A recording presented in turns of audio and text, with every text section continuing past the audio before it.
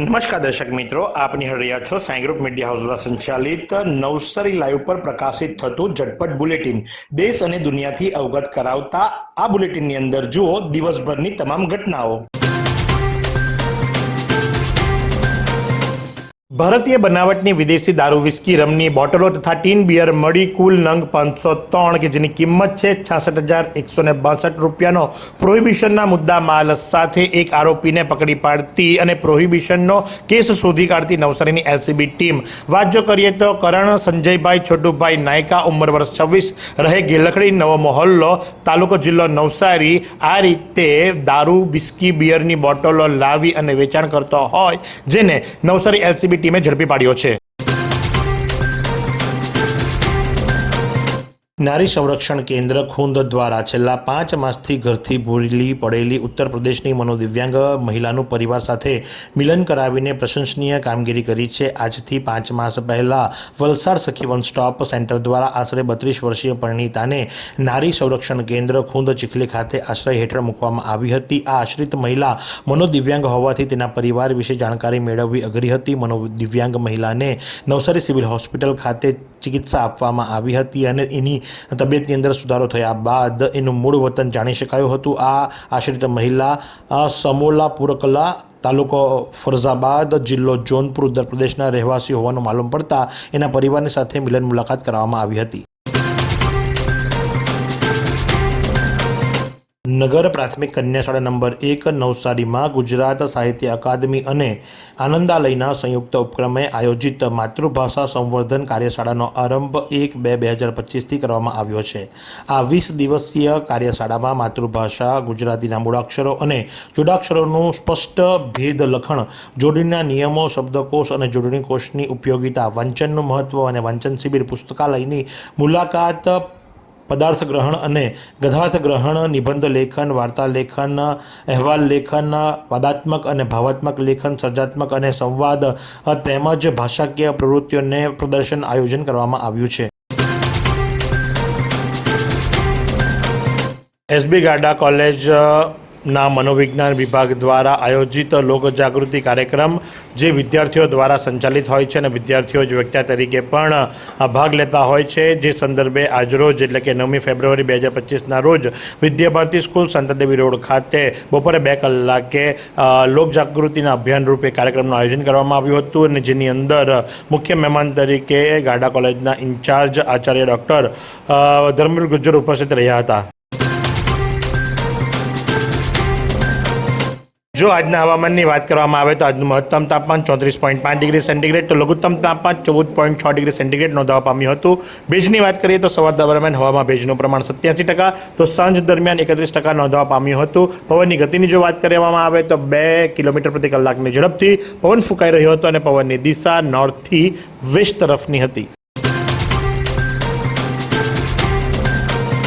સૌરસ ખમણ સેન્ટરના માલિક મહેશભાઈ રૂપારેલિયાના ત્યાં આજરોજ રાંદલમાના તેડા કરવામાં આવ્યા હતા અને રાંદલમાના 6 લોટા તેડા કરવામાં આવ્યા હતા। પરિવાર તેમજ ભક્તોની સાથે ધામધૂમપૂર્વક રાંદલ માતાનું પૂજન કરવામાં આવ્યું હતું, મહાપ્રસાદ કરવામાં આવ્યો હતો। તો સાંજે એમના ત્યાં યોગેશ્વર મહાદેવ મંદિરમાંથી જે આરતીનું મંડળ છે આરતી કરવા માટે પણ પધારવાનું છે તો જેની અંદર આમ જનતાને પણ સહભાગી થવા ભાવભીનું આમંત્રણ આપવામાં આવ્યું હતું।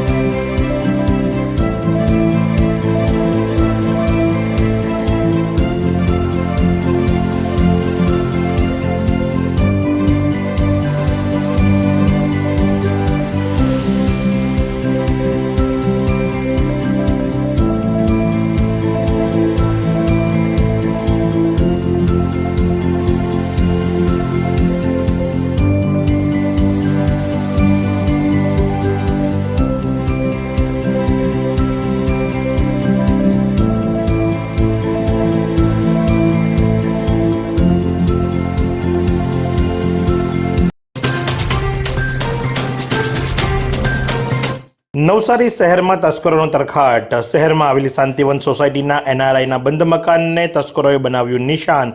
જો કે એનઆરઆઈ મકાન વેચવા કાઢ્યું હોવાથી એમાં સામાન તો ન હતો, પણ કંઈ હાથ ન લાગતા બાજુના ઘરમાંથી મોંઘા બૂટ ચોરી તસ્કરો થયા ફરાર. આશરે 11,000ની કિંમતના એડિડાસ કંપનીના બ્રાન્ડેડ શૂઝ લઈ તસ્કરો થયા ફરાર. બાઇક પર આવેલા તસ્કરોએ પોતાની બાઇકની ઉપર આગળ અને પાછળ નંબર પ્લેટની ઉપર મોજા લગાવ્યા હતા, જેથી કરીને એ બજાજ કંપનીનું મોટરસાઇકલ કયા નંબરથી રજીસ્ટર થયું છે એ સીસીટીવી કેમેરામાં ન આવે, જેના કારણે લઈ અને ત્યાંથી એ લોકો બૂટ ચોરી ફરાર થયા. જોકે આ વિસ્તારની અંદર પેટ્રોલિંગ વધારવામાં આવે અને પોલીસના પેટ્રોલિંગ ઉપર પણ સવાલો ઉઠી રહ્યા છે.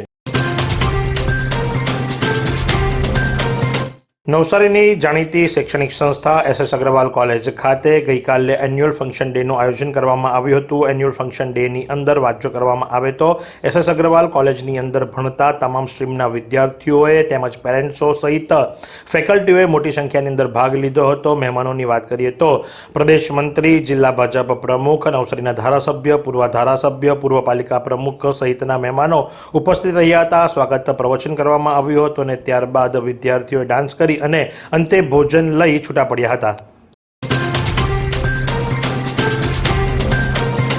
ડાંગ જિલ્લાના વઘઈ તાલુકાના એક ગામમાંથી એક પીડિત મહિલાએ 181 મહિલા હેલ્પલાઇન ઉપર કોલ કર્યો હતો અને જણાવ્યું હતું કે એમની બાજુમાં જ રહેતા એમના જેઠ જે ખરા એ દારૂનું વ્યસન ધરાવે છે અને દારૂ પીધા બાદ એમને ભૂતળી ડાકણ જેવા શબ્દો ઉચ્ચારી અને શારીરિક માનસિક ત્રાસ આપે છે. જે સંદર્ભે કાઉન્સિલર એવા બહેનો નેહા મકવાણા, પ્રીતિબેન તેમજ પાયલોટ શૈલેષભાઈ સ્થળ ઉપર પહોંચી અને બંને વ્યક્તિઓને તેમજ પરિવારના સભ્યોને સાથે બેસાડી અને સુખદ સમાધાન કરાવ્યું હતું અને પરિવારે મહિલા 181 અભિયમની ટીમનો આભાર વ્યક્ત કર્યો હતો તથા તેમની કામગીરીને બિરદાવી હતી.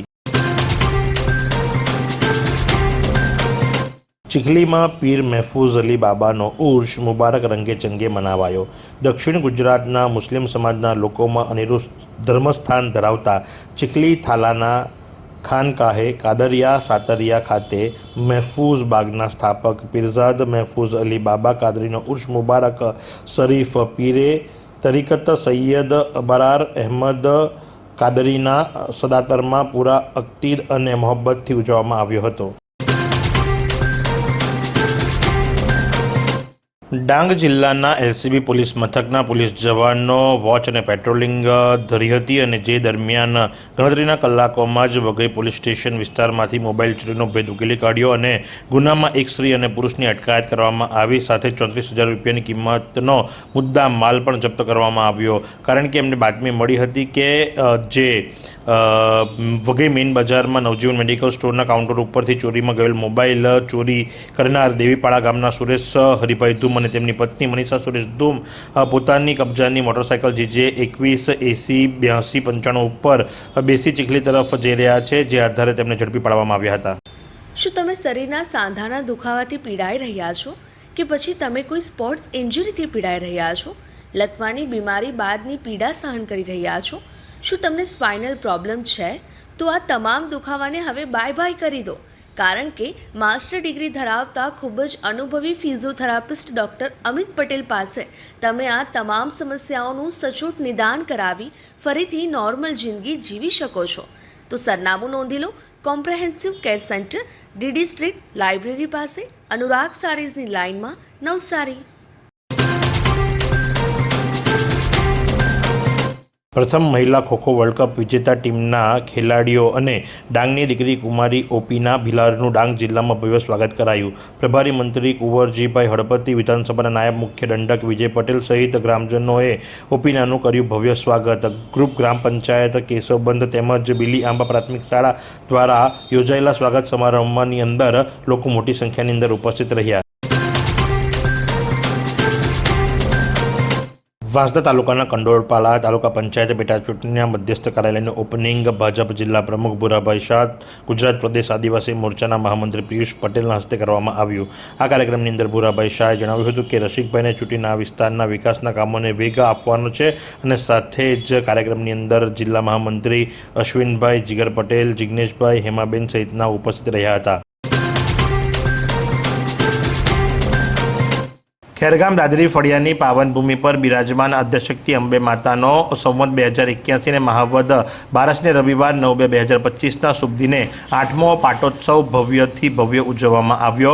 માતાજીના યજ્ઞનું આયોજન કરવામાં આવ્યું હતું, સાથે ગરબા અને રક્તદાન કેમ્પનું પણ આયોજન કરાયું હતું, જેમાં 43 રક્તની આહુતિઓ પ્રાપ્ત થઈ હતી, જે રક્તદાતાઓને પ્રોત્સાહિત ઇનામોમાં અકસ્માતથી બચવા માટે હેલ્મેટ આપવામાં આવી હતી અને ગત વખતની જેમ આ વખતે પણ મહિલાઓ પોતે આગળ આવી અને સ્વૈચ્છિક રક્તદાન કર્યું હતું। રક્તદાન યજ્ઞ સેવા શ્રીમદ રાજચંદ્ર ધરમપુર દ્વારા અપાઈ હતી। નવસારી શહેરમાં રખડતા પશુઓના ત્રાસ અંગે વારંવાર ઉઠી રહેલી ફરિયાદને પગલે મહાનગરપાલિકા તંત્ર દ્વારા શહેરમાં રખડતા ઢોરોને પકડવાની કામગીરી શરૂ કરવામાં આવી છે। મહાનગરપાલિકા દ્વારા પકડાયેલા મોટેભાગના રખડતા ઢોરો નેશનલ હાઈવે નંબર 48ને અડીને આવેલા ખડસુપા પાંજરાપોળ ખાતે રાખવામાં આવે છે। ખડસુપા સ્થિત ભગવાન મહાવીર પાંજરાપોળની મહત્તમ ક્ષમતા 1200 જેટલા પશુઓને રાખવાની છે, પરંતુ હાલ મહાનગરપાલિકાની ઢોર પકડવાની કામગીરીને કારણે પાંજરાપોળમાં ઢોરની સંખ્યા ઘણી વધી ગઈ છે અને પાંજરાપોળની મહત્તમ ક્ષમતા કરતાં પણ વધુ પશુઓ પાંજરાપોળમાં રખાયા છે। નવસારી તાલુકાના પૂર્વ પટ્ટીના કુંભારફળિયા ગામમાં એક ખેતરમાં આવેલા કૂવામાં પડેલ સંરક્ષિત પ્રજાતિના અજગરને બચાવાયો હતો। કુંભારફળિયા ગામના રહીશ તરુણભાઈ બાલુભાઈ પટેલના ખેતરમાં આવેલા કૂવામાં અજગર પડ્યો હતો, જેને જોતા તેમણે વાઇલ્ડલાઇફ રેસ્ક્યુ ટ્રસ્ટના નવસારીના વોલેન્ટિયર્સને આ અંગે જાણ કરી હતી અને વાઇલ્ડલાઇફ રેસ્ક્યુ ટ્રસ્ટ નવસારીના વોલેન્ટિયર સાગર પટેલ, જય પટેલ કુંભારફળિયા ખાતે તરુણભાઈના ખેતરમાં પહોંચ્યા હતા। ત્યાં જોયું તો આશરે 10 ફૂટ ઊંડા કૂવામાં 11 કિલોના વજનનો અને 8 ફૂટ લાંબો અજગર હતો, જેને બચાવી લેવામાં આવ્યો છે।